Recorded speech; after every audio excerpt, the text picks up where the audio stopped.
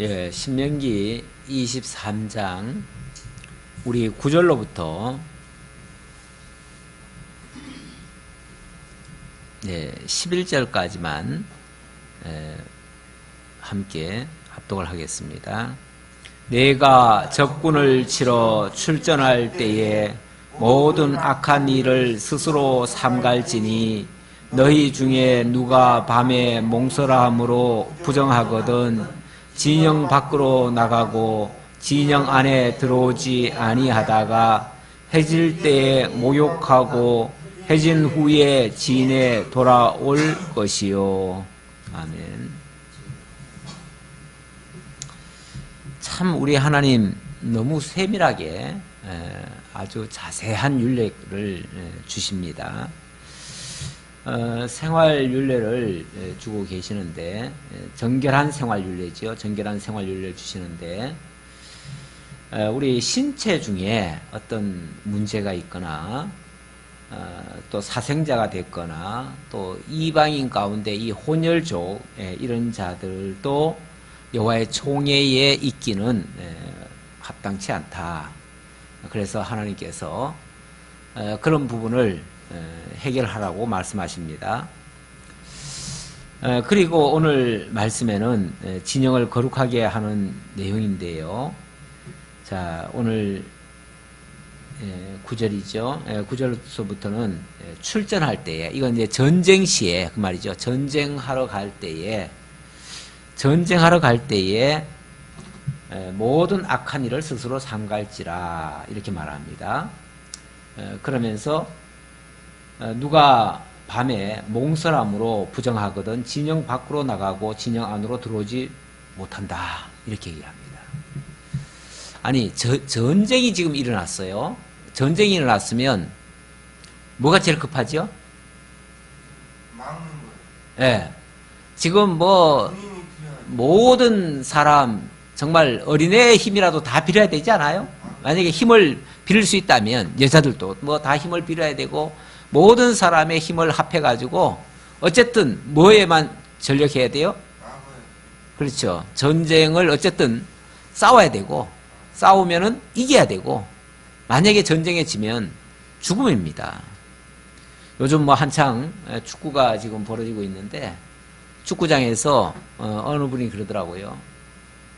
축구는 전쟁이다. 그리고 축구장은 전쟁터다.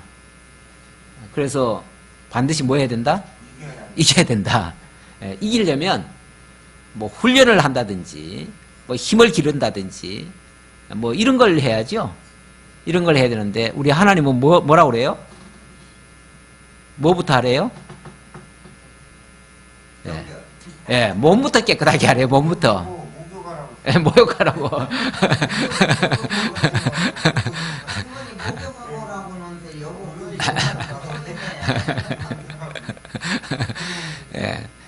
목욕 안 하는 사람을 뭐라 그래요? 여기는 부정하대, 부정하대.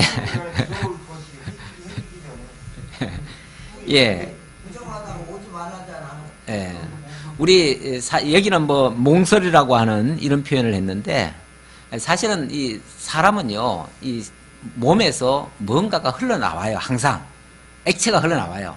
뭐 콧물도 나올 수 있고 침도 나올 수 있고 그 밖에 뭐 생식적인 그런 이런 뭐 물질이 흘러나와요. 나오는데 남자의 경우는 그 대표적인 것이 몽설이라고도 할 수 있어요. 이것도 생리현상이에요. 생리현상인데 어쨌든 이것 자체가 부정한 건 아니에요. 원래 이걸 부정하다고 하지는 않아요. 그런데 자관 비정상적으로 흐르는 것은 다 부정하다 이런 식으로 지금 표현을 한 거예요. 그래서 만약에 그런 일이 있을 때는 뭐부터 하라고요? 부정하니까 저 밖으로 나가라는 거예요. 일단 내쫓으라는 거예요. 밖에서. 집 안에는 있으면 안 된다는 거죠. 진 안에 있으면 안 된대요. 그래서 일단 바깥으로 내보내고 그 다음에 바깥에서 뭐하고? 목욕하고 깨끗하게 해서 정결한 상태로 돼서 그래서 들어와야 된다. 자, 그래서 진을 깨끗하게 해야 된다. 왜요? 자, 이 전쟁은 어디에 속한 겁니까? 전쟁은 우리의 힘에 달린 겁니까? 우리의 능력에 달린 겁니까? 예. 이것도 전쟁을 지금 앞두고 있는데 무슨 몸단장 하는 게 지금 문제냐 이렇게 생각하면은 이거는 윤리적으로 생각하는 거예요. 이거 생물학적으로 생각하는 거예요. 그게 아니고 이거는 지금 어떤 면에서 전쟁은 여호와께 속했다는 걸 전제하고 하는 말이에요. 자, 전쟁은 여호와께 속했어요. 그러면은 여호와가 우리와 함께 하셔야 돼요. 그렇죠? 함께 하셔야 되는데 만약에 우리 가운데에 부정한 사람이 있어요. 어떤 신체 속에서 뭔가 불결한 어떤 이 물질이 흘러나왔어요. 그러면은 그거는 어떤 경우에도 하나님 앞에서는 합당치 않아요. 이게 사람 앞에서는 뭐 그냥 넘어갈 수 있어요. 그런데 하나님은 어떤 분이에요? 기본적으로 거룩하시고, 아니 하나님은 거룩하신 분이잖아요. 우리 레위기나 신명기에 보면은 하나님은 거룩하니 너희도 뭐하라? 거룩할지니라. 하나님은 기본적으로 하나님을 칭할 때에 하나님은 거룩하신 분이라고 얘기를 해요. 자, 하나님이 거룩하신데 거룩하지 아니한 자와 하나님이 거룩하신 하나님이 함께 하실 수 있어요, 없어요? 함께 하실 수가 없다는 거예요. 자, 전쟁을 나가야 되는데 하나님이 함께 하면 이길 수 있지만 하나님이 함께 안 하면 뭐 해야 돼요? 그럼 패배할 수밖에 없잖아요. 그러면 하나님이 함께 하시려면은 하나님이 싫어하는 일, 하나님이 미워하는 일, 이런 거는 같이 있으면 안 돼요. 그러니까 그런 부정한 것들이 만약에 요만큼이라도 평소 같으면 그냥 넘어갈 일이에요, 다. 그렇죠? 평소 같으면 다 넘어갈 일이라도 하나님 앞에서는 있을 수가 없어요. 그래서 원래 제사장이라도 하나님 앞에 갈 때는 어떻게 하냐면 목욕제계, 소위 말해서 목욕제계를 하고 가요. 그래서 항상 그 성전 앞에 보면은 물두멍이라는 게 있어요. 그 물두멍에서 항상 목욕을 해야 돼요. 목욕하고 깨끗하게 한 다음에 하나님 앞으로 들어가야 돼요. 그래서 하나님 앞에 정말 부정한 상태로는 어느 누구도 용납을 안 하셔요, 하나님이. 이건 지금 우리가 지금 하나님 앞에서의 자세예요. 그래서 교회에 올 때만큼은 사실은 자기가 가지고 있는 옷 중에서 제일 깨끗한 옷 입고 오셔야 돼. 몸도 좀 단장하시고 원칙적으로. 그것이 왜냐하면 이게 사람 보라고 하는 게 아니에요. 사람 보라고 하는 게 아니라 하나님 앞에서의 자세를 바르게 갖기 위해서 그렇게 하라는 거죠. 이거는 구약에 지금 우리는 자꾸 육적으로 해석할 건 아니지만은 구약의 예를 들어서 오늘 우리도 그 원리는 우리가 발견해야 된다, 그런 뜻에서 말씀드리는 겁니다. 자, 그래서 해질 때 목욕하고 해진 후에 진에 들어올 것이요. 일단 불결한 것이 있으면은 하루 종일 깨끗하지 않다는 얘기예요. 깨끗하지 않다고 치고, 그래서 해질 때까지는 기다렸다가 밖에 있다가 목욕하고 그 다음에 들어오라. 그 다음, 내 진영 밖에 변소를 마련하고 그리로 나가되 내 기구에 작은 삽을 더하여 밖에 나가서 대변을 볼 때에 그것으로 땅을 팔 것이요 몸을 돌려 그 배설물을 덮을지니. 자, 이번엔 뭐 얘기하는 거예요? 소위 말해서 똥 누는 얘기를 하는 거 하고 있어요. 성경이 참 이런 것까지 다 얘기를 해요. 물론 이거는 평소 같으면은 화장실이 그렇게 멀리 안 있을 수 있어요, 평소 같으면. 근데 지금 전쟁을 앞두고 있고 하나님이 반드시 그 전쟁에 함께 하셔야 돼요. 함께 하셔야 되는데 만약에 그 진 안에 만약에 변을 보게 된다? 그럼 불결하잖아요. 그 자체도 불결하니까 하나님이, 거룩하신 하나님이 그 불결한 가운데 함께 있을 수가 없다는 거죠. 그래서 너희가 정말 하나님과 함께 하려면 너희 가운데에 어떤 불결함도 없어야 된다. 그래서 변을 보더라도 저 바깥으로 나가라는 거예요. 바깥으로 나가가지고 그러니까 진 바깥에다가 임시로 어떻게 화장실을 하다 보니까 할 수 없이 땅을 파야 돼요. 땅을 파고 그리고 거기다 변을 보고 그 다음에는 삽으로 그걸 덮으라는 거죠. 이렇게 정결하게 하라는 거죠. 어쨌든 진 안에서만큼은 어떠한 불결한 요소도 보여서는 안 된다. 왜? 거기는 하나님이 함께 하시니까. 하나님이 함께 하는 곳에 부정한 것이 있을 수는 없다. 이제 그런 차원에서 하는 말이에요. 자, 그러면서 이는 그 이유를 얘기하잖아요. 그 이유는 내 하나님 여호와께서 너를 구원하시고 적군을 내게 넘기시려고 내 진영 중에 행하심이라. 자, 하나님이 이스라엘 백성들과 함께 하시면서 대적들에게서부터 구원하셔서 그들을 이기게 하시려고 하는데, 그렇게 그 일을 위해서 하나님이 와 계시는데, 쉽게 말하면은 그 앞에서 그렇게 부정하고 더러운 것이 있어서는 안 된다 그 말이죠.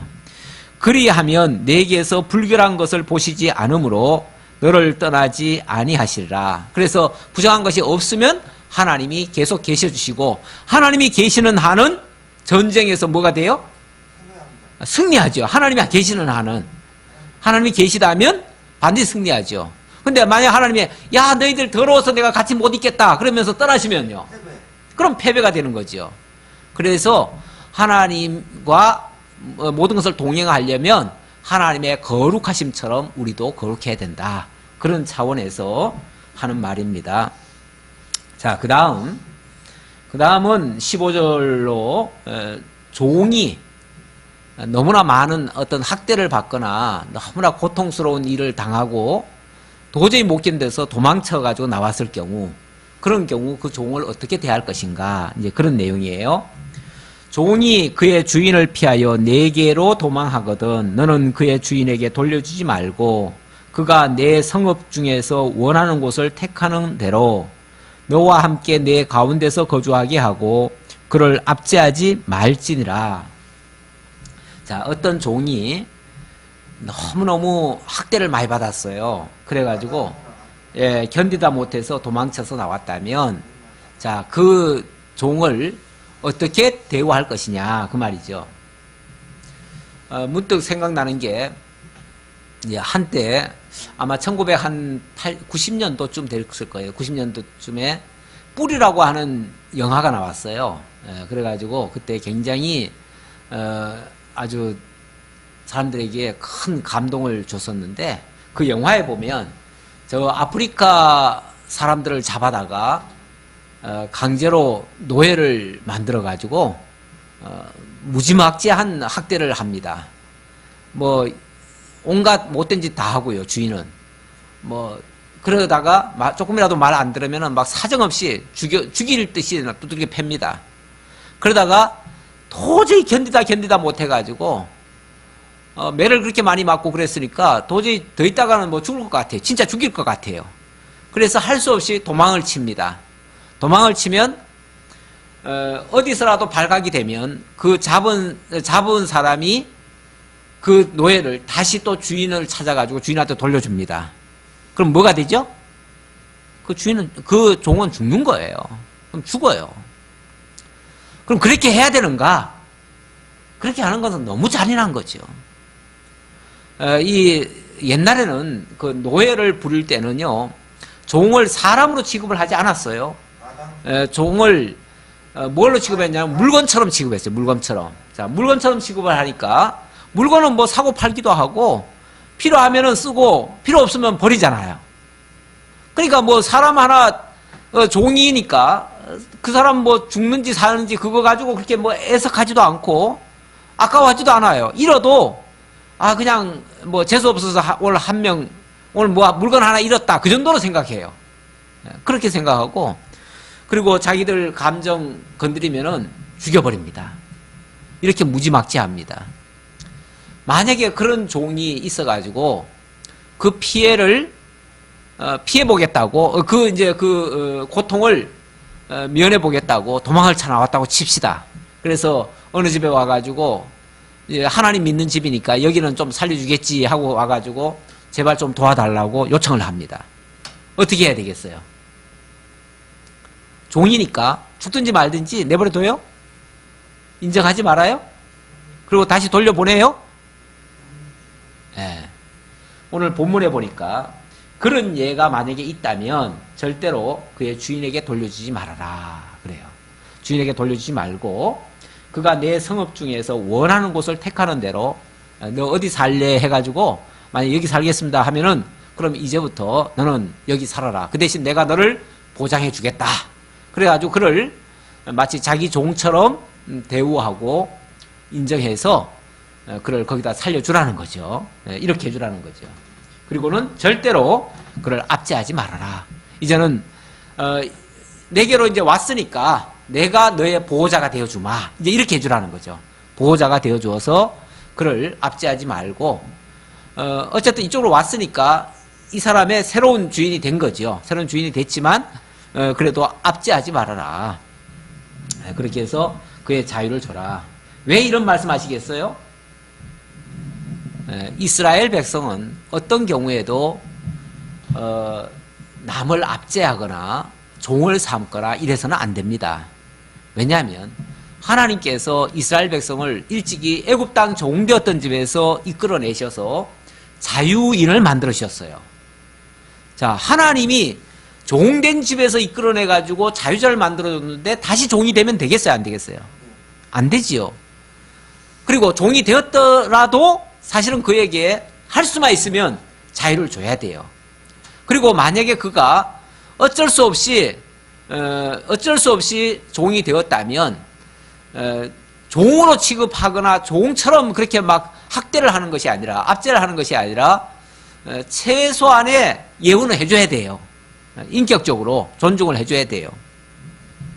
그게 자신들이 애굽 땅에서 종되었던 것을 기억하게 하는 것이고요. 그곳에서 하나님이 보호하시고 살려주신 것에 대한 자유롭게 해주신 것에 대한 하나님의 은혜를 깨닫는 일이에요. 그렇게 해주신 하나님을 기억하고 하나님을 경외하는 일이에요.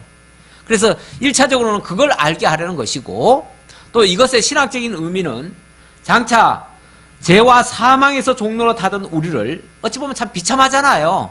우리가 죄와 사망에게 맨날 질질 끌려다니면서 압제를 당하고 죄에게 쏘아가지고 온갖 못된 짓 다 하고 그 종로로 타던 자들이에요. 근데 그런 자들을 이제 예수 그리스도에게로 와서 그리스도가 우리를 살려주셔요. 그래서 자유인이 되게 했어요. 그러면 다시는 압제하지 아니하고 이제 자유인처럼 살게, 그 대신 그리스도의 종으로서, 의의 종으로서 자유롭게 살 수 있도록 이렇게 해주라고 하는 그러한 약속의 말씀이에요. 이건 장차 그리스도를 통해서 그렇게 해주실 것에 대한 언약의 말씀이다, 그 말이에요. 언약의 말씀을 모형과 그림자적으로 율례를 통해서 보여주신 것이다, 그렇게 말씀드릴 수 있어요. 자, 그 다음 17절의 말씀은 이스라엘 여자 중에 창기가 있지 못할 것이요 이스라엘 남자 중에 남창이 있지 못할지니 창기가 번 돈과 개 같은 자의 소득은 어떤 서원하는 일로든지 내 하나님 여호와의 전에 가져오지 말라. 이 둘은 다 내 하나님 여호와께 가증한 것입니다. 자, 이스라엘 가운데서는 어떤 경우에도 창기나 그 남창, 이 창기는 이제 예, 그렇죠. 여자 창기를 얘기하는 것이고 또 남자 창기도 있을 수 있어요. 예, 남창 이런 자들은 어떤 경우에도 이스라엘 가운데서는 용납해서는 안 된다, 그 말입니다. 우리 말에 예, 그렇죠. 우리 말에는 뭐 개처럼 벌어서 정성같이 쓰라 그런 말씀이 있어요. 근데 그 개처럼 벌어서 정성같이 쓰라는 말은 원치지는 나쁜 의도는 아니에요. 그런데 듣기에 따라서는 뭐 개처럼 돈 벌으라는 얘기니까 뭐 수단 방법 가리지 말고 마음껏 그냥 돈 벌 수 있는 방법 다 동원해 가지고 목적 달성만 하면 된다. 그 대신 쓸 때 좀 잘 쓰면 되겠다. 좋은 데 쓰면 되지 뭐. 그래서 어떻게 벌었든 간에 개같이 벌었더라도 나중에 쓸 때 교회에다가 좀 헌금하고 이러면 되겠다, 이렇게 생각하는 사람들이 있어요. 의외로 있는데 본문에 의하면은 그런 것도 하나님 여호와의 전에는 합당치 않다, 그런 얘기예요. 만약에 이 돈을 오늘날 요 문자 그대로 다 지키려고 하면 교회는 성도들 조사 다 해야죠. 그래가지고 뭐 어떻게 해서 돈 벌었는지 다 조사해가지고 만약에 좀 잘못 번 게 있으면 어떻게 해요? 그 돈 중에서 요거는 잘못됐으니까 요거는 빼버린다, 이래가지고 이거는 도로 가져가라, 이래야 맞죠? 이런 사람들 안 오잖아. 그런 사람 안 와요?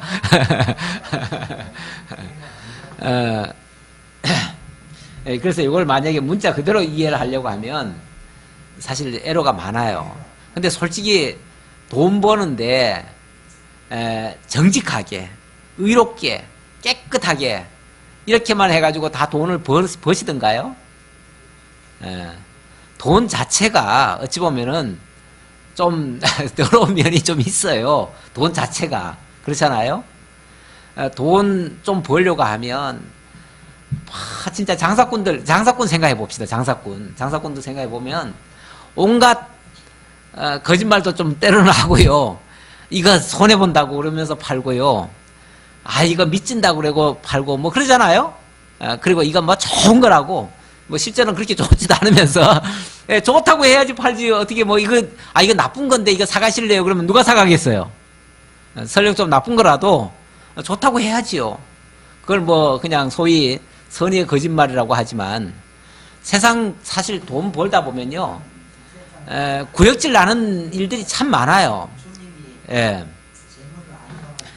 그래서 사실 그 돈 벌 때 보면 오죽하면 예수님이 그러잖아요. 가이사의 것은 가이사에게, 이 돈을 성전에 바쳐야 됩니까? 안 바쳐야 됩니까? 이런 돈 바쳐야 됩니까? 안 바쳐야 됩니까? 그러니까 가이사의 돈은 가이사에게, 하나님의 것은 하나님에게 바쳐라 그래요. 그러면 가이사의 것은 뭐고 하나님의 것은 뭡니까? 하나님의 돈이 따로 있고 가이사의 돈이 따로 있습니까? 좀 틀리던가요? 어떻게 틀리던가요? 가이사에서는 이제 세상 사람을 보는 거고, 예. 하나님의 그런 교회 다니는 사람은 예. 사실은 이 세상의 모든 돈은요, 나라에서 찍은 돈이에요. 그렇잖아요. 나라에서 찍은 돈을 뭐라고 그러냐면 가이사의 것이라고 그래요. 가이사가 그 당시 황제잖아요. 황제가 지금 화폐를 찍었잖아요. 그러면 황제 얼굴이 새겨진 모든 돈은 다 가이사의 그 당시로는 전부 다 가이사의 그 화상이 다 그려져 있어요. 조선시대 때 사람. 조선시대 때라면 조선시대 때는 뭐 그 당시에 또 화폐에 뭐가 있잖아요. 세상 화폐가 있잖아요. 어쨌든 그 나라에서 만든 화폐이기 때문에 그 임금 거예요. 아시겠어요? 그러면 지금 우리나라 돈은 어찌 보면 다 나라에서 찍은 돈이에요. 자, 지금 중심을 이해를 하셔요. 자, 그렇다면 이 세상 돈 중에서 가이사의 돈 아닌 거 있어요, 없어요? 없어요. 다 가이사의 돈이에요. 가이사의 돈이면 엄밀하게 말하면은 하나님께 상달이 돼요, 안 돼요? 하나님께 돼요, 안 돼요? 안 될 것 같죠? 네, 맞아요. 하나님이 가이사의 것을 받지는 않으셔요. 그러면 하나님 받지도 않으시니까 우리는 그럼 헌금할 거 없네? 그 돈이에요? 그 말이에요? 우리가 하나님 앞에 연보하면 하나님 받지도 않는다. 받아야 하는. 어떻게 받으셔요? 분행이랑 하나님 거라고 같이잖아요. 예. 우리 중원 씨는 어디 딴 세계에 갔다 오신 것 같아요. 우리 성리로 교회에서 가르치는 진리, 예. 자, 중원 씨, 말씀을 잘 이해를 하셔야 돼. 그리고 우리가 지금 어떻게 가르치는지를 먼저 들은 거를 잘 기억하고 있어야 돼요. 예, 잘 기억하고 있어야 되는데, 자, 하나님께 예물을 드린다고 칩시다. 자, 가인과 아벨이 예물을 드렸죠? 하나님이 누구 예물을 받았어요? 아벨은 돌로 쳤으잖아요. 아니, 딴 얘기를 하지 말고, 하나님 받으신 거는 누구 예물이에요? 가인 둘 다 받았죠. 아니야, 그랬지. 가인은 안 받고 아벨이 받았어. 가인은 안 받고 아벨을 받았어요. 그런데 아벨을 받을 때에, 자, 아벨의 예물을 받는데, 아벨의 예물부터 받았어요? 아벨 그 자신부터 받았어요? 그 자신도 바치고 예물도 받고 그 자신도 바치고. 아니에요. 성경을 자세히 보시면은 아벨과 그 예물을 받았다고 그래요. 그러니까 아벨을 먼저 받으시고 아벨이 드리는 예물을 받으신 거예요. 그러니까 하나님이 받으시는 거는 그 사람의 그 중심을 받으시는 거예요. 하나님은 우리의 중심을 보신다 이 말씀이 있죠? 하나님은 우리의 중심을 보셔요.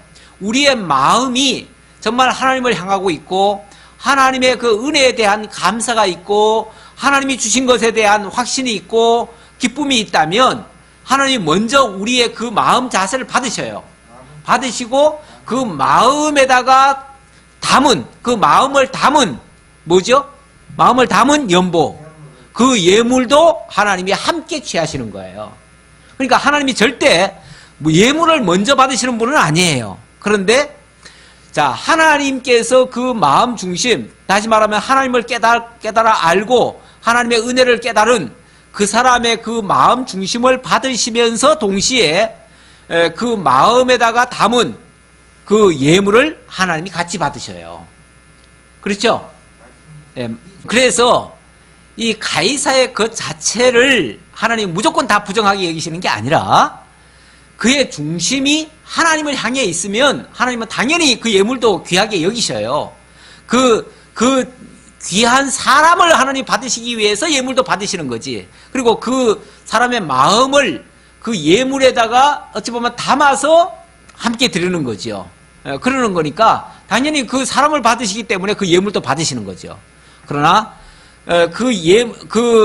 사람이 잘못되어 있으면 하나님은 안 받으셔요. 그래서 이게 창기의 재물이라든지 개같이 본 자의 소득 뭐 이런 표현은 이거는 창기라고 하는 것은 창기가 자 하나님을 믿는 사람이 창기일 수 있어요, 없어요?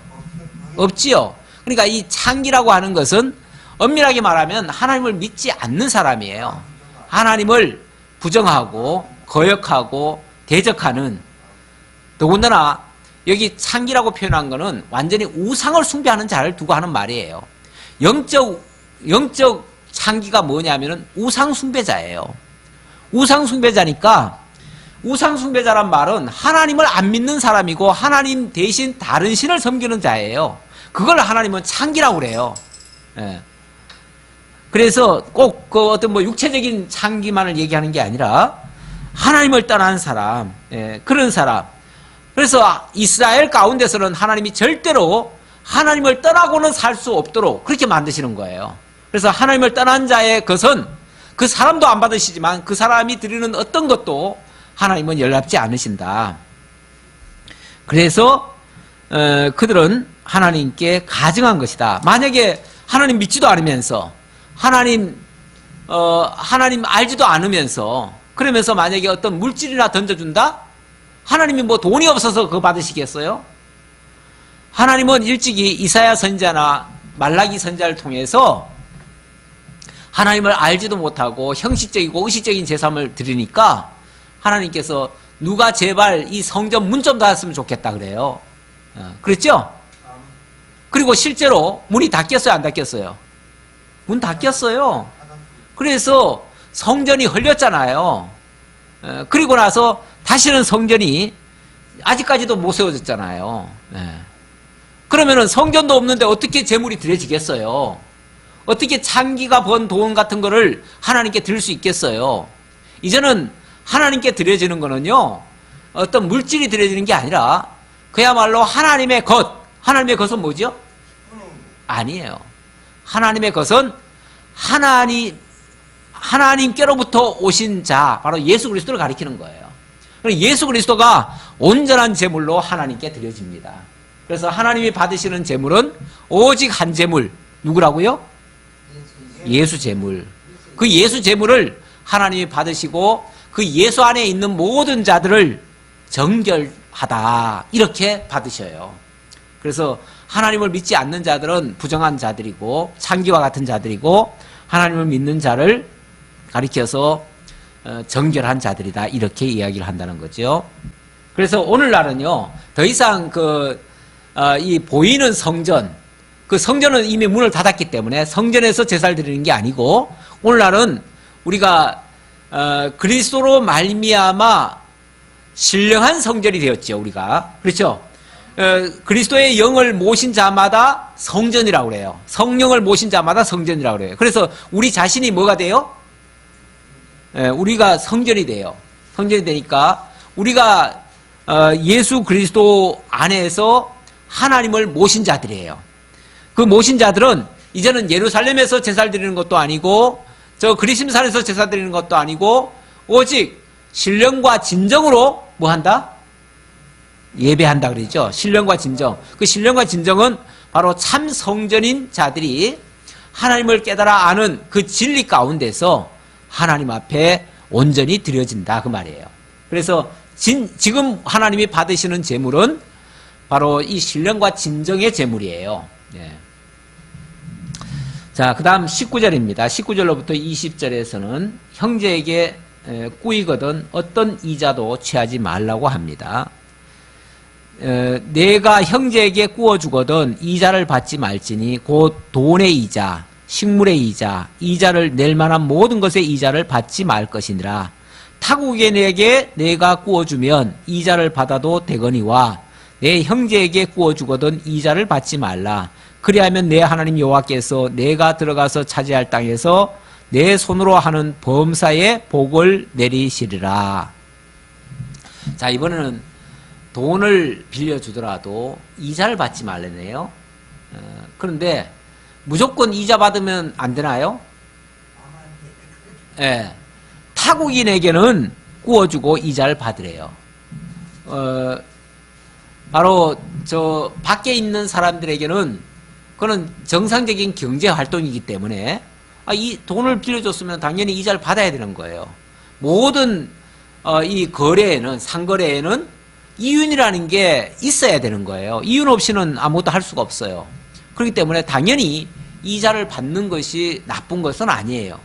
다만 하나님의 택한 백성들에게는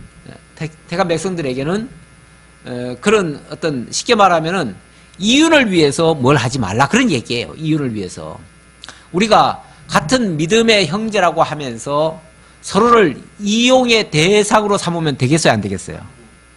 안 되죠. 내가 저 사람을 이용해 가지고 내가 돈을 좀 벌어야지. 내가 큰 교회를 다니는 이유 중에 많은 사람들이 그런 얘기를 해요. 큰 교회를 다니는 이유 중에 하나는 이 작은 교회는 가면요 돈을 벌어 먹고 살기가 힘들어. 왜냐하면은 뭘 하나 할래도 예를 들어서 내가 뭐 구멍가게를 하나 차려도 작은 가게는 별로 팔아줄 사람이 별로 안 돼요. 그렇죠? 근데 큰 교회 가면은 거기는 팔아줄 사람이 꽤 많잖아요. 예. 그러니까 다 잠재적인 내 고객인 거예요. 그러니까 뭐 사업을 하나 하더라도 큰 교회를 가야 사업도 할 수 있고 장사도 해 먹을 수 있고 또 사람 인맥도 관리할 수 있다. 그래서 어떤 사람들은 큰 교회 가면요 정치인도 만날 수 있고요. 거기 가면은 사업가들도 만날 수 있어요. 그러면 이래저래 많은 유익을 얻을 수 있다. 그래가지고 큰 교회를 일부러 찾아다니는 사람들이 있어요. 그렇게 되어지면 그거는 같은 성도들을 뭘로 생각하는 거죠? 자기 이익의 재료로 생각하는 거예요. 예. 그 사람을 통해서 내가 이윤을 창출하고자 하는 거예요. 이거는 하나님 앞에서 사실은 이자 빌려주고 돈 빌려주고 이자 먹자는 것과 비슷한 얘기예요. 여기는 이자로만 얘기했지만 다른 어떤 경제활동을 통해서 이윤을 추구하겠다 하는 것도 같은 생각이에요. 내가 봤을 때는 같은 생각이에요. 어떤 경우에도 사실 교회 안에서 서로 이윤 추구를 위해서 뭘 하면 안 돼요. 그런 측면에서 사실 교회에서 장사하거나 교회에서 뭐 다단계 이렇게 하거나 이러면은 안 되는 겁니다. 성도들은 서로 도와줄 일은 돼요. 그러니까 이윤 관계 없이, 이해 관계 없이 도와주는 일은 가능해요. 그러려면은 뭐 해야 돼요? 빌려주고 받을 생각하지 말아야지. 그거는 그냥 구제하는 거죠. 돕는 거죠. 그러니까 서로 사랑해서 도와주는 일은 가능하지만 내가 저 사람을 통해서 장사를 해서 무슨 이윤을 남겨야 되겠다? 이거는 안 된다 그 말이죠. 그래서 교회 안에 사실은 장사가 들어오도록 해서는 안 돼요. 특히 다단계 같은 거는 더더욱 안 돼요. 다단계는 이거는 그 방법 자체가 불순해요. 왜냐하면은 다른 사람의 희생 위에 자기가 올라가는 거예요. 다단계는 대부분 그래요. 이거는 나도 좋고 남도 좋고 누이 좋고 매부 좋고가 아니라 이거는 저 사람을 내 밑에 넣어놔야만 내가 그 사람을 밟고 올라가요. 자, 이런 방식이기 때문에 그 다단계는 굉장히 사실은 안 좋아요. 그 질적으로 안 좋아요. 그래서 교회 안에는 어떤 경우에도 다단계는 용납해서는 안 됩니다. 우리 교회는 다단계 있을 수 없습니다. 혹이라도 그런 쪽에 있다면 뭐 바깥에서 내가 하는 것까지는 말 못하겠어요. 솔직히. 아까 그랬잖아요. 뭐 타국인에게 구워주는 거는 그건 이자를 받고 해도 괜찮다 그랬잖아요. 그건 정상적인 경제활동이에요. 그래서 이걸 만약에 직업으로 생각해서 저 바깥에서 직업 삼아 하는 일이라면 그거는 내가 타치할 일은 아니에요. 그러나 교회 안에 만약에 직업을 끌고 와가지고 그걸 통해서 이윤을 추구한다면은 그거는 교회에서는 용납할 수는 없다. 그런 얘기예요. 자, 왜 절대로 자기 형제들에게는 구워주고 나서 이자를 받아서는 안 되는가? 자, 아니, 지금도 어려워가지고 꿀 거 아니겠어요? 그렇죠? 어려워서 꾸는 자에게 만약에 이자까지 받으면 뭐가 되죠? 더 어렵게 될 거 아니에요? 더 어렵게 되면 그 사람이 결국은 뭐가 돼요? 남의 종이 될 수밖에 없어요. 나중에는 빚쟁이가 되고, 빚쟁이는 체주의 종이 된다고 했어요. 그러니까 꼭 종을 안 삼더라도 종 노릇을 할 수밖에 없어요. 빚 준 사람이 시키는 대로 안 할 수가 없어요. 만약에 시키는 대로 안 하면 돈 내놓으라고 할 거 아니에요. 그러니까 결국은 그 사람이 시키는 대로 할 수밖에 없으니까 결국은 또 종이 돼버려요. 자, 아까 그랬지요. 어떤 경우에도 하나님의 택한 백성들은 종이 되면 안 된다. 된다. 된다, 안 된다? 안 된다. 어떤 경우에도 하나님의 택한 백성들을 다시 종 삼는 일은 악한 일이다. 그래서 종 삼지 못하게 하기 위해서 그러는 거예요. 예. 자, 그리고 또 하나. 만약에 그 형제한테 정말 사랑으로 그러면 공급했다고 칩시다. 공급했는데 그 형제가 갚을 능력도 없는데 이자를 안 받아요. 자, 그러면은 분명히 꺼준 사람이 좀 손해보지요. 손해보는 거 맞잖아요. 그렇죠? 예, 손해보더라도 하나님이 어떻게 얘기를 하시냐면, 그 다음 뭐라고 말씀하시냐면, 그리하면, 20절 중간에, 그리하면 내 하나님 여호와께서 내가 들어가서 차지할 땅에서 내 손으로 하는 범사의 복을 내리시리라. 네가 형제에게 만약에 도움을 주느라고 손을 봤다면 그 부분은 하나님이 뭐 하시겠다? 그렇지. 내가 갚아주겠다. 쉽게 말하면 그 얘기예요. 내가 그 복으로 채워줄게. 그 말이에요. 그러니까 내가 채워줄 테니 제발 형제들은 종 삼지 말아라. 그 말이에요. 예. 예, 형제에게 종 삼는 일은 옳지 못하다. 그 얘기예요. 예. 하나님이 주신 자유를 억압하지 말라. 거기에서 근거한 말씀이 되겠습니다. 자, 그 다음 21절입니다. 21절에서는 또 이렇게 서원하는 경우도 있을 수 있습니다. 그랬을 때에는 어떻게 할 것인가? 내 하나님 여호와께 서원하거든 갚기를 더디하지 말라. 내 하나님 여호와께서 반드시 그것을 내게 요구하시리니 더디면 그것이 내게 죄가 될 것이니라. 내가 서원하지 아니하였으면 무죄하리라. 그러나 내 입으로 말한 것은 그대로 실행하도록 유의하라. 무릇 자원한 예물은 내 하나님 여호와께 내가 서원하여 입으로 언약한 대로 행할지니라. 자, 그런데 여기 뭐라고 되어 있나요? 자, 서원하지 말라고 해놓고 만약에 서원했다면 또 반드시 갚으라네요. 그렇죠? 예. 서원했다면 갚고, 그러나 서원하지 않는 것이 더 낫다. 그 얘기죠? 왜냐하면요, 서원이라고 하는 거는 했다면 사실은 갚아야 돼요. 예. 예. 그렇기 때문에 만약에 서원하고 못 갚을 정도라면 서원하는 게 좋겠어요? 안 하는 게 좋겠어요? 안 하는 게 더 나아요. 괜히 서원해놓고 갚지도 못하면서 막 서원해버리면 나중에 가면요, 그게 죄로 남아요. 그리고 내가 허물이 돼요. 내 허물이 돼요. 이 서원이라고 하는 거는 꼭 큰 약속만 해야 서원인가요? 아니면은 우리가 흔히 왜 말로 막 큰 소리 뻥뻥 치는 거 있잖아요. 그것도 사실은 서원이나 마찬가지예요. 예. 어떤 사람은 막 큰 소리 뻥뻥 치잖아요. 아, 내가 해줄게. 내가 할 수 있어. 나는 하면 돼. 뭐 이렇게 큰 소리 치는 사람이 있잖아요. 아, 내가 책임질게. 뭐 이런 사람 있잖아요. 아니, 그 사람이 정말 책임질 수 있나요? 그 사람이 정말 다 갚아줄 수 있나요? 만약에 자기가 진짜 큰 소리 쳤으면요, 갚아줘야 돼요. 아니, 내가 대신할게. 만약에 그 사람 못하면요, 자기 목이라도 내놔야 돼요. 그럴 수 있어요, 없어요? 없어요. 인간이라는 존재는요, 원래가 능력자인 줄로 사람들이 자꾸 착각을 해요. 사람들이 무슨 착각을 하냐면, 인간은 만물의 영장이래요. 그리고 자유의지자래요. 하나님이 인간을 자유롭게 만들어 놓고 모든 능력을 다 부여했다는 거예요. 그래서 만물을 다 지배할 수 있도록 해놨다는 거예요. 그러니까 뭐든지 다 할 수 있다, 하면 된다, 할 수 있다, 이렇게 큰 소리 치는 거죠. 그러나 조금만 더 곰곰이 생각해 보면 인간은 원래 없던 존재예요. 그렇죠? 어떤 존재였고 모든 만물보다 가장 늦게 창조되은 자고요. 예, 순서로 말하면 제일 꼴찌예요. 제일 꼴찌로 태어났어요. 그렇죠? 태어난 게 아니라 제일 꼴찌로 지음받았어요. 자, 지음받았는데, 자, 지음받았다고 하는 것은 자율적인 존재예요? 어딘가에 피동적인 존재예요. 피동적인 존재예요. 그래서 그 지은 자의 허락이 없이는 아무것도 못하는, 어찌 보면 제약하에 있는 자예요. 그렇잖아요? 그러면은 실제로 자기에게 정권이 있어요, 없어요? 없어요. 그러면은 이 피조물된 자는, 지음받은 존재는 하나님이 하라 하시면은 할 수 있고 하지 말라 하면 못하는 존재예요. 예.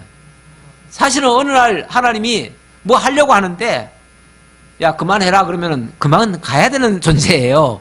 아무것도 못하는 존재예요. 오죽하면 우리 예수님이 그럽니다. 너희는 너희 스스로 이 너희 머리카락 하나도 희고 검게 할 수 없느니라. 만약에 희고 검게 할 수 있다면, 저도 진작 희고 검게 다 했지요. 다 했지요. 이거 못합니다. 아, 뭐 그 염색하면 되지요. 아, 염색하는 거는요, 눈속임이에요. 왜? 며칠 지나면요, 다시 희끗희끗한 거 또 올라오는데? 그렇잖아요. 본색이 또 드러나잖아요. 그게 바꾼 거예요. 그거는, 그러니까 인간이 기껏 바꾼다고 하는 거는요, 껍데기 좀 바꾸는 거예요, 껍데기. 껍데기 바꾸는 거는 그게 실제로 바뀌는 게 아니에요. 그래서 인간이 뭘 할 수 있다고 하는 거는 어찌 보면 이건 뻥이에요, 뻥. 거짓말이에요.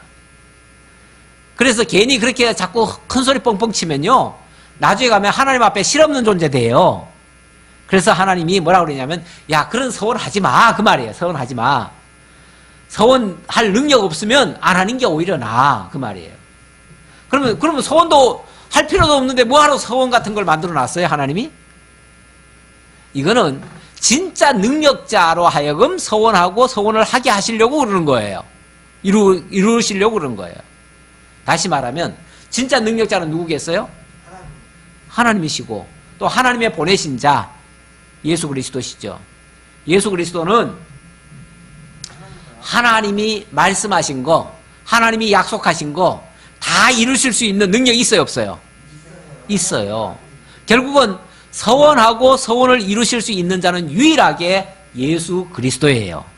그러면 이 서원이라고 하는 이 율례는 결국 장차 그리스도께서 우리를 대속해 주시고 하나님의 언약을 다 이루어 주실 것을 가르쳐 주시려는, 그걸 바라보게 하시려는 언약인 거예요, 언약. 이해되시죠? 그러니까 괜히 하나님이 서원하라고 그랬다고 서원 이렇게 섣불리 하는 사람들 꽤 많아요.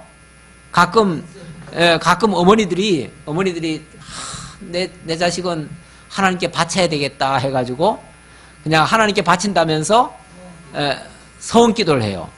서원기도 하면은 뭐가 되죠? 그 자식 바쳐야 돼.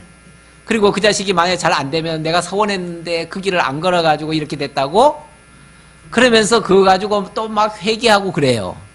근데 서원한 것부터가 잘못이고요.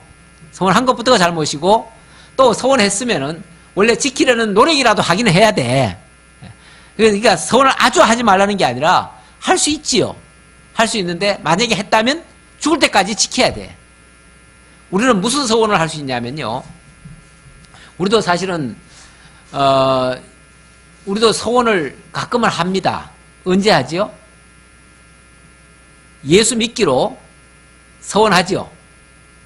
그래서 예수 믿기로 그러니까 우리가 예수 믿고 세례 받을 때 서원하잖아요. 해요, 안 해요? 다 하고 받으신 거예요.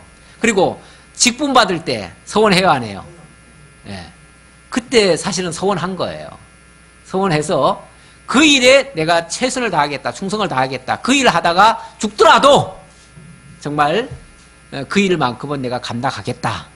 그런 거예요. 그래서 내가 죽어도 믿음은 내가 배신하지 않겠다. 내가 죽어도 이 직임은 수행하겠다. 물론 그 직임이라고 하는 거는 임기가 있으니까 임기 때까지는 내가 천하 없어도 그걸 지키겠다. 믿음 같은 거는, 세례 같은 거는 이거는 죽을 때까지 내가 정말 하나님 안 떠나겠다. 이런 서원이에요. 그런 서원은 우리가 꼭 지켜야지요. 그렇잖아요? 그러나 그 외에 자꾸 큰 소리 치는 거. 그러니까 그런 거는 어찌 보면 하나님이 먼저 은혜를 주신다는 걸 전제하고 하나님이 은혜 주시면은 영원히 하나님 안 떠나겠습니다. 그런 어떤 각오예요, 각오 같은 서원이고, 그 뭐 쓸데없이 자꾸 막 큰 소리 뻥뻥 치는 경우가 있어요. 아, 나는 뭘 하겠다. 자꾸 그렇게 하는 거는, 그런 거는 좀 바람직하지 않습니다. 괜히 하나님 앞에 죄 지을 수 있으니까. 그러니까 함부로 서원하지 않는 것이 오히려 맞다. 그 말이죠. 그 다음 24절입니다. 우리 24절로 25절 다 같이 한번 합독해 봅시다. 내 이웃의 포도원에 들어갈 때에는 마음대로 그 포도를 배불리 먹어도 되느니라. 그러나 그릇에 담지는 말 것이요. 내 이웃의 곡식밭에 들어갈 때에는 내가 손으로 그 이삭을 따도 되느니라. 그러나 내 이웃의 곡식밭에 낯을 대지는 말지니라. 아멘. 네. 근데 이 말씀 듣고 또 우리 권사님 이웃에 가서 따먹으면 큰일 나요. 큰일 나요. 요즘은 안 돼요. 왜냐하면 이거는 이스라엘 하나님께서 이스라엘 언약 자손들에게 한 말이고요. 예. 이거는 사실 배부른 자에게 마음대로 따먹으라는 얘기가 아니에요. 누구한테 한 소리예요?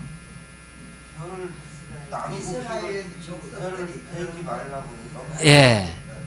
사실은 이거는요. 아니요. 남의 것을 탐내라 말라 이런 차원이 아니고, 이스라엘 백성들 가운데 옛날에 정말 어렵게 못 먹고 사는 사람들이 많아요. 그렇죠. 배고파서, 그렇죠. 배고파서 정말 따먹어야 되는데, 아니 먹지 않으면 죽는데 그거 따먹는 거를 갖다가 못 따먹게 하지 말아라, 그 얘기예요. 예. 근데 만약에 그릇에 담아가지고 가면 뭐가 되죠? 그건 훔쳐가는 거죠. 남의 소유를 갖다가 자기 재산화하는 거죠. 이거는 도둑질이죠. 그렇죠. 그래서 정말 배고플 때, 아니 길 가다가 정말 배고파요. 그래서 예수님의 제자들도 왜 미리삭을 비벼 먹었잖아요. 근데 하필이면 그날이 그 비벼 먹는 건 문제가 없는데 그날이 하필이면 안식일이었어. 그러니까 사람들이 왜 안식일날 하지 못할 일을 하냐고 그렇게 지적을 했는데, 사실은 그거 비벼 먹는 정도는 배고플 때 먹을 수 있어요. 옛날에 뭐 사실은 먹거리가 없기 때문에 요즘같이 이렇게 풍요로운 시대는 안 돼요. 안 돼요. 그러나 옛날에는 정말로 우리 시골에 있을 때만 해도 정말 가난했어요. 가난해가지고 그 이웃에 지나다니면서 배고프면은 그 미리삭, 보리삭 이렇게 비벼가지고 좀 먹고 그랬어요. 그렇게 먹어도 그거 가지고 허물하는 사람은 아무도 없어요. 그런데 만약에 일부러 낯을 가지고 가서 막 비어다가 자기 집으로 가져가면 이거는 바로 도둑놈이죠. 그래서 우리가 먹는 것까지는 어디까지나 우리가 다 서로 용납할 수 있는데 가져가는 거는 바람직하지 않다. 그렇게 이해하셔도 되고요. 그리고 이거 근본적으로 왜 이런 율례를 만들어 놓으셨냐면 하나님께서 과와 가부와 객들, 그들을 돌보시기 위해서 그렇게 하신 거예요. 만약에 그들에게 이런 법을 안 만들어 놓으면 그들이 정말 배고픈데 먹을래도 건드리기만 하면 도둑놈이 된다. 그러면 어떻게 먹겠어요? 그렇죠? 먹기만 하면, 원래 도둑은 어떻게 해요? 옛날 같으면요, 도둑은요, 만약에 손으로 도둑질 했다? 그럼 뭐 해요? 문장 그때. 아니에요. 손 잘라요. 손 잘라. 예, 혀는 혀로, 아니, 눈은 눈으로, 이는 이로 그랬잖아요. 만약에, 그건 우리나라 옛날 조선시대 때 법이고요. 이스라엘 율법에 의하면은, 눈은 눈으로, 이는 이예요. 그러면 잘못하면은, 손으로 잘못하면 손 잘라라고 그랬어요. 그랬잖아요. 예수님이 비유하시면서. 그러니까, 만약에 정말 배가 고파가지고, 벼이삭 좀 비벼 먹었는데, 그러면 그 손 잘라야 돼요. 요즘도 아랍권에는요, 만약에 남의 걸 도둑질 하잖아요? 그럼 진짜 손 잘라요. 진짜. 사우디아라비아 같은 데는 손 자르는 예가 많아요. 그렇기 때문에, 이거는 정말 고아와 가부와 객들 살리시려고 그러는 거예요. 이제, 이 다음에 이제 나오겠지만, 더 자세히 나오지만요. 예를 들어서 지나가다가 달구지에 볏단을 싣고 가다가 달구지가 흔들려가지고 볏단이 하나 쓰러졌어. 그러면 그 죽지도 말래요. 죽지 말고 그냥 가래요. 누가 주워가게? 새들이 따먹어. 아니요. 그거는 이제 고아나 과부나 객들은 이삭만 주스러 다녀요. 이삭 주스러 다니기 때문에 그 사람들 주워가게. 그래서 원래 밭도요, 이렇게 주소하다가도 일부러 귀퉁이는 놔두래요. 왜 놔두냐면은 그 고아나 가부나 객들을 가져가라고. 예. 그들은 그거 아니면은요, 먹고 살 방법이 없어요. 예. 그래서 이거는 하나님께서 그런 표현도 하셨어요. 나는 고아와 가부와 객의 하나님이다. 나그네의 하나님이다. 그러면서 하나님이 그들을 친히 돌보고 계시다는 것을 기억하고, 더 나아가서는 이스라엘 백성들이 애굽 땅 종되었던 집에서 뭐였어요? 아니, 애굽 땅 종되었던 집에서 그들이 바로 고아였고, 그들이 객이었고, 그들이 과부였어요. 다시 말하면 그들은 하나님이 없었고, 그 당시는 아무도 돌보는 이가 없었어요.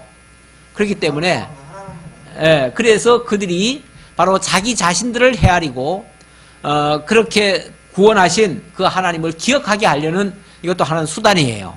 그리고 이건 더 나아가서 영적으로 말하면 장차 고아와 가부와 객 같은 우리들을 예수 그리스도께서 보내셔가지고 그 그리스도께서 우리를 돌보시고 정말 하나님의 자녀가 되게 할 것, 이걸 가르쳐 주시려는 그런 언약의 말씀이에요. 그래서 장차 우리로 하여금 하나님의 자녀가 되게 하시는 그 그리스도, 우리를 구속해서 하나님의 자녀가 되게 하시는 그 그리스도를 바라보고 소망하게 하시는 그러한 언약의 말씀이다 라는 것까지 말씀드리겠습니다. 기도하겠습니다. 아버지 하나님 감사합니다. 우리를 사랑하시고 정말 하나님의 자녀가 되고, 우리의 과거 신분은 고아와 객과 과부 같은 신세였으나 이제 하나님 안에서 그리스도를 통해서 하나님의 자녀가 되고 하나님의 그 언약의 복에 참여해서 하나님이 주시는 그 복을 누리며 사는 참으로 복 있는 자들이 되었습니다. 이러한 은혜 속에서 늘 감사하고 하나님의 은혜 영광 찬양하며 살아갈 수 있는 저희 모두가 되게 하옵소서. 모든 것 감사드리옵고 우리 주님 예수 그리스도의 이름으로 기도하옵나이다. 아멘.